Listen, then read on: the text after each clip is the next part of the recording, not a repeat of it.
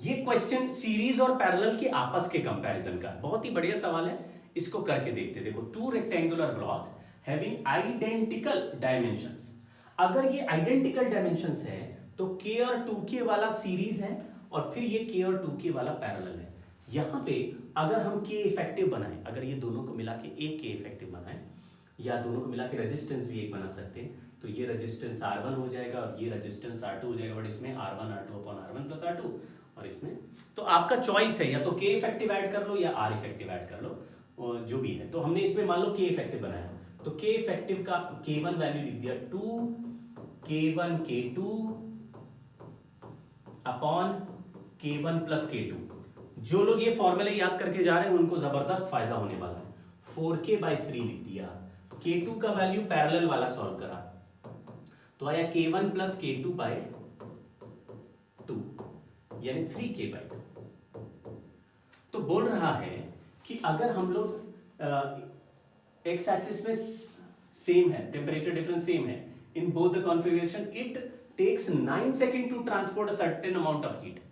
Certain amount of heat का मतलब है Q का वैल्यू दे दिया और 9 सेकेंड में हीट फ्लो कराना है। तो पहला वाला dQ/dt का वैल्यू Q/9 है। जो हीट फ्लो हो रहा है वो dQ/dt मतलब टाइम। ये जो हीट इस केस में फ्लो हुआ इसका हमने रेट निकाल दिया Q/9 और उसको लिख दिया, आपको फॉर्मूला पता है कि अगर हम हीट फ्लो कराएं तो फॉर्मूला होता था KA, तो यहां लिख दिया K मतलब 4k/3। A का मतलब है जो भी क्रॉस सेक्शन एरिया A और टेम्परेचर T1 माइनस T2 और बाय L की जगह देखो लिख दिया 2L। ऐसे ही बोल रहा है सेम अमाउंट ऑफ हीट फिर फ्लो करो, लेकिन अब की टाइम क्या है ये पता नहीं, वही टाइम निकालो। तो मैंने सेम अमाउंट के लिए दूसरे केस में टाइम t ले लिया। ये केस पहला वाला केस है सीरीज वाला, दूसरा वाला एग्जांपल ले रहे हैं पैरेलल वाला। तो आपको दोनों डिब्बे अलग अलग दिख रहे हैं। सीरीज वाले में k का इफेक्टिव वैल्यू 4k/3 था, 4k/3। एरिया का वैल्यू a था, a KA T1 minus T2 by L, यहां पे लिख दिया k की जगह 3k/2।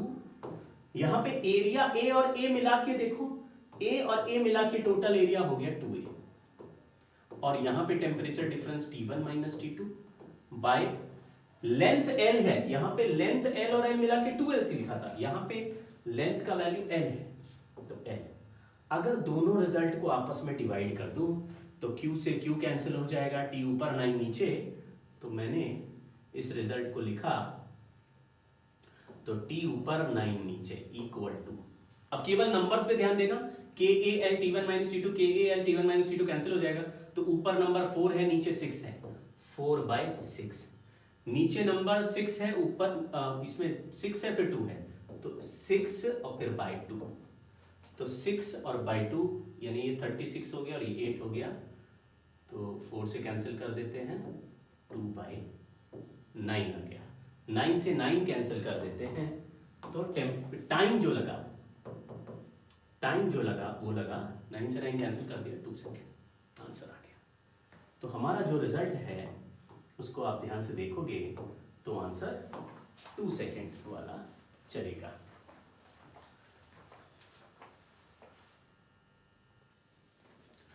जिस तरह से थर्मल रेजिस्टेंस वाले चैप्टर में, सॉरी इलेक्ट्रिकल रेजिस्टेंस वाले चैप्टर में ओम्स लॉ काम करता तो वहां पे किरचॉफ्स लॉ भी होते थे। किरचॉफ्स लॉ क्या होते थे कि अगर मेरे पास अलग अलग सिस्टम में रेजिस्टेंस कनेक्टेड है सीरीज और पैरेलल में, तो उसमें दो तरह के किरचॉफ्स लॉ हमने देखे थे। एक था कि at a junction algebraic sum of current is 0 और इन अ क्लोज्ड लूप सारे पोटेंशियल डिफरेंस का सम भी 0 है। सीक्वेंशियली अगर चले एक ही सीक्वेंस में, मानिए कि क्लॉकवाइज या एंटी क्लॉकवाइज, तो सारे पोटेंशियल डिफरेंस का सम 0 आ जाएगा। ऐसे ही एक ही सीक्वेंस में चले तो करंट का सम भी 0 आ जाएगा। ये अलजेब्रिक सम ले लें। तो अगर मान लीजिए ये 3 रॉड का क्वेश्चन है और यहां जंक्शन बना दिया, तो और यहां पे 90 डिग्री एक दे दिया रॉड का एंड, इधर भी 90 डिग्री एक एंड दे दिया, इधर 0 डिग्री एंड दे दिया, तो हमने बोला 90 से करंट आया, 90 से आया और इधर से 0 से आया और बीच का टेम्परेचर T मान लिया। क्वेश्चन में ये पूछा है कि टेम्परेचर ऑफ जंक्शन बताओ। तो क्वेश्चन पढ़ लेते हैं। 3 rods of same material having same cross section area are joined in the figure, each rod same length, और फिर एंड 0 90 है और सेम मटेरियल से बने हुए हैं, यानी कि ये रॉड भी K का है, ये K का है, ये भी K का है, यानी सबके रेजिस्टेंस भी इक्वल हैं। तो या तो आप इन दोनों को पैरेलल में जोड़ के इसको सीरीज ले सकते हो, या फिर तीनों का सम 0 करो ना, क्या झंझट क्या लेना। तो हमने लिखा पहले में करंट है 90 minus T, higher potential minus potential difference upon resistance, plus दूसरे का करंट है 90 माइनस टी अपॉन रेजिस्टेंस और तीसरे का करंट है 0 माइनस टी अपॉन रेजिस्टेंस, और तीनों के करंट का सम 0। देखो आप देखो मैंने एक ही सीक्वेंस में माइनस किया, यानी मैं अपने मन में ये मान के चल रहा हूं कि सारे करंट अंदर की तरफ ही आएंगे, लेकिन आपको भी पता है कि कोई सारे करंट अंदर नहीं आ सकते, एक बाहर तो जरूर जाएगा। तो हमने सभी करंट को अंदर आते हुए लिया है, यानी जंक्शन की तरफ। तो एक को प्लस लिया, दूसरे को भी प्लस लिया और तीसरे को भी प्लस लिया है। लेकिन टेम्परेचर T का वैल्यू 0 से बड़ा आ जाएगा तो ये वाला आंसर नेगेटिव आने लगेगा। जब इसमें T का वैल्यू रखोगे तो नेगेटिव क्या रिप्रेजेंट करेगा कि ये करंट एक्चुअली जंक्शन की तरफ नहीं बाहर की तरफ आ रहा है। तो आप अपने हिसाब से एक डायरेक्शन को सिलेक्ट कर लो। जैसे मैं हमेशा क्या मानता हूं कि करंट जंक्शन की तरफ आ रहा है, तो मेरे कैलकुलेशन में क्या हो जाता है, आउटर टेम्परेचर बड़ा हो जाता है और इनर टेम्परेचर नोन है या अननोन छोटा हो जाता है। तो बड़े में से छोटा टेम्परेचर सब्ट्रैक्ट करके रेजिस्टेंस से डिवाइड करेंगे तो हमारे सीक्वेंस के हिसाब से एक डायरेक्शन आने लगा। उसमें जब असली वैल्यूज डालोगे तो वो नेगेटिव होके क्या बताएगा कि मैंने जो डायरेक्शन लिया था वो सही नहीं लिया था, लेकिन उससे क्वेश्चन के वैल्यू पे या आंसर पे फर्क नहीं पड़ेगा। तो आपको वहां पे ये सोचना नहीं है कि सचमुच करंट किधर से किधर जा रहा है, आप कहीं पर भी मान लो उसी हिसाब से ऐड करके 0 कर लो। तो आर आर आर हट गए तो 90 प्लस 90 हो गया 180 और T प्लस T हो गया 3T इक्वल टू 0, T का वैल्यू हो गया 60 डिग्री। इस तरह का एक क्वेश्चन और पूछा गया है, वो भी हम कर लेते हैं। ये इसमें भी 3 rods है। 3 rods of brass and steel are welded together to form Y-shaped structure। तो Y-shaped structure में 3 rods हैं और क्रॉस सेक्शन एरिया 4 है, सबका एरिया भी सेम दे दिया। End of the copper rod is maintained at 100 degree where brass and steel are kept at 0 degree. तो ये 0 डिग्री लिख दिया, इसको भी 0 डिग्री लिख दिया और इसको 100 डिग्री लिख दिया, और इनका कंडक्टिविटी भी दे दिया है, लेंथ भी दे दिया है। तो एक का लेंथ 46 है। Copper rod is maintained at 100 degree, इसको हमने कॉपर रॉड बोल दिया, ये ब्रास और ये स्टील हो गया। हाँ, और कॉपर का 46 लेंथ दे दिया, इसका 13 और 12 दे दिया।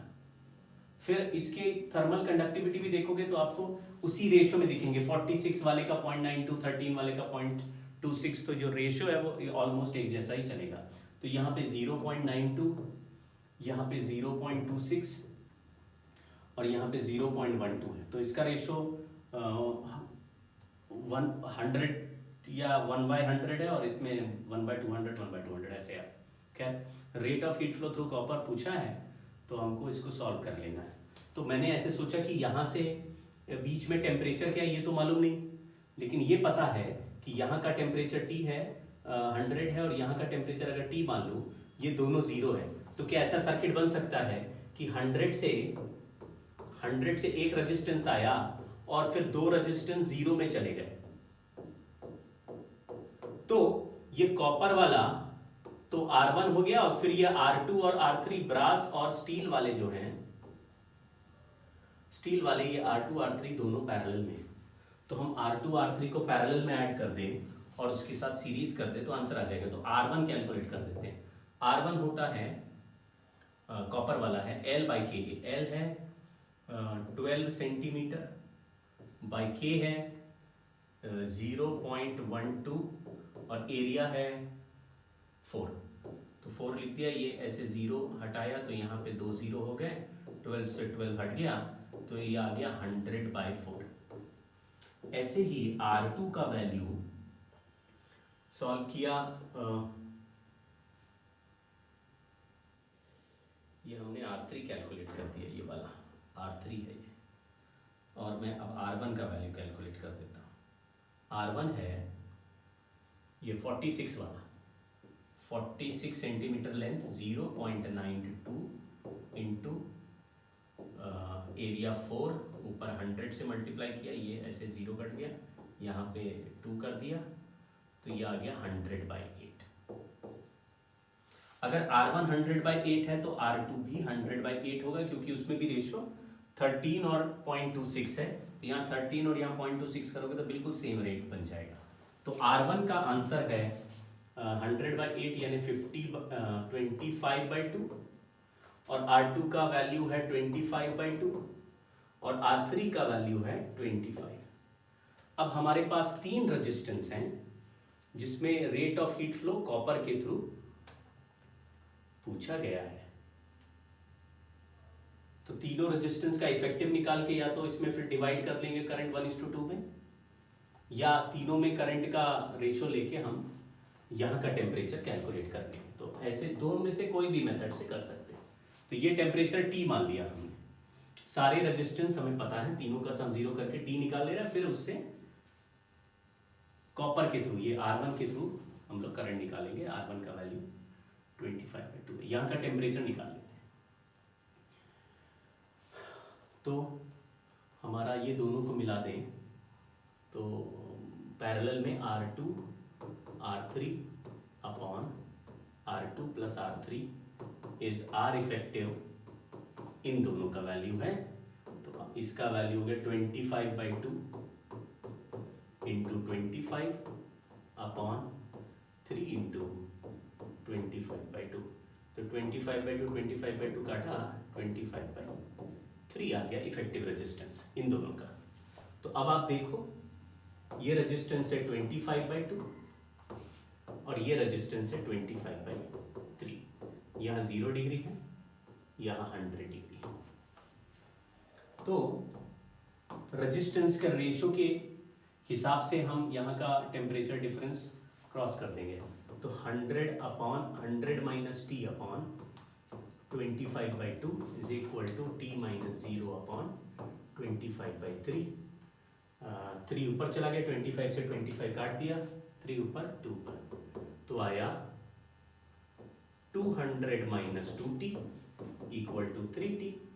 तो T का वैल्यू आया 200/5, 40 डिग्री आ गया।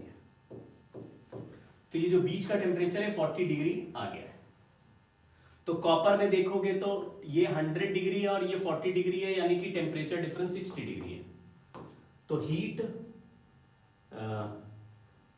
dQ/dt इन कॉपर इज, ये टेम्परेचर डिफरेंस है 100 माइनस 40 डिवाइडेड बाय रेजिस्टेंस का वैल्यू था 25/2, तो 60 इंटू 2/25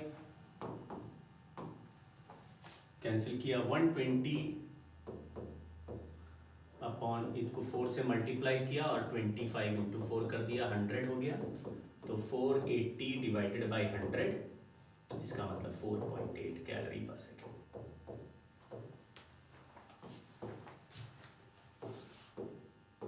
थोड़ा कैलकुलेशन देख लो आप। हमारा जो रिजल्ट है ये वाला आंसर आ गया 4.8।